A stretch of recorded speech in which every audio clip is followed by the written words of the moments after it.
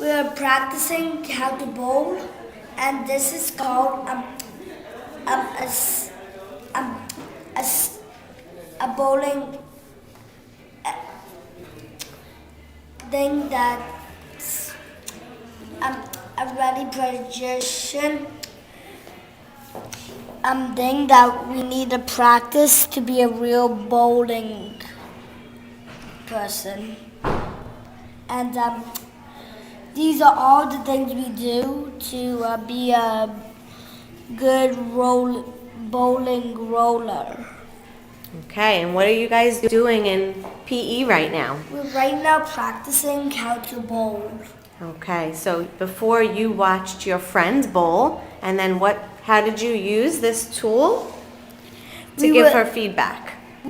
I looked at her and I did invisible checks, and she didn't do all the steps, but she did some of them good. And then I get in ready position, and I get the ball in. I step, and then I bend a little. Okay, so. And I did all right. But you need to pick it up to your head. Oh, right. But that's okay. Next time. So how is giving feedback to your friends helping you to learn more? Hold up.